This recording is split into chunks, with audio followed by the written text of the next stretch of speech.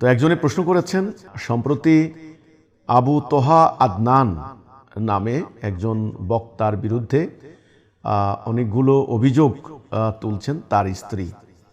এটা নিয়ে গত কয়েকদিন যাবৎ ফেসবুকে তুমুল তর্ক বিতর্ক চলছে।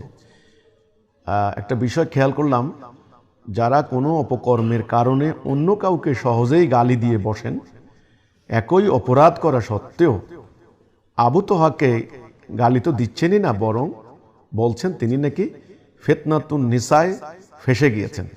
তো সাধারণ মানুষ অন্যায় করলে যারা হাত দিয়ে, মুখ দিয়ে, অন্তর দিয়ে প্রতিরোধ করার হাদিস বর্ণনা করেন, আর তোহা হুজুরের বেলায় তারা মুসলমান ভাইদের দোষ গোপন করার হাদিস শোনাচ্ছেন। এর কারণ কি বলে আপনি মনে করেন? বাংলাদেশে এ ধরনের ঘটনাগুলা নতুন না, বলে না নাথিং নিউ, নতুন না।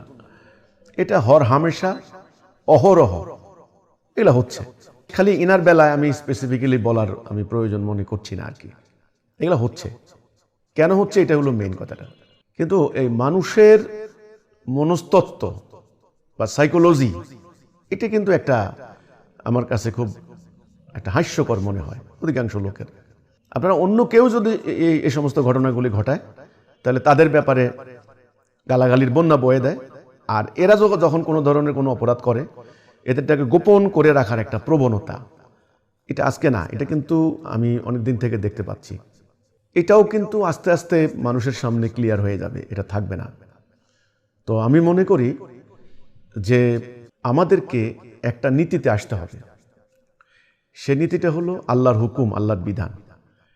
আল্লাহ যেটাকে বৈধ করেছেন সেটা বৈধ। দুনিয়ার কেউ যদি সেটার পক্ষে না থাকে তবুও সেটা বৈধ। আর আল্লাহ যেটাকে হারাম করেছেন, অবৈধ, ইলিগেল, বেআইনি, প্রহিবিটেড, দুনিয়ার সবাই মিলে করলেও সেটা কিন্তু বেআইনি, হারাম। তাহলে এই যে হারাম হালালের মানদণ্ড আল্লাহ, এই জায়গায় যতক্ষণ না আমরা না আসব, ততক্ষণ এই ধরনের প্রশ্নের সমাধান হবে না। তো আজকে আমাদের ধর্মীয় জীবন, ধর্মীয় অঙ্গন, এখানে তো আমাদের, একথা আমরা আগেও বলেছি, আমাদের রাষ্ট্র চলে একটা আইনে, একটা হুকুমে, মানে ব্রিটিশের আইন।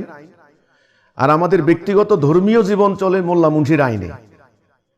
এখানে আল্লাহর হুকুম কিন্তু কেউ মানে না, মানছেন না। এখানে হুজুরে কি বলেছে, অথবা আমরা বাপদাদা 14 পুরুষ দেখে এসেছি, করে এসেছি, অথবা হুজুর কি কম বুঝে নাকি, এই সূত্র। মানে আল্লাহর হুকুম নাই। তো ব্যক্তিগত জীবনে চলে আলেম মোল্লা মুন্সিদের হুকুমে, আর রাষ্ট্র চলে ব্রিটিশের আইন। এখানে আমাদের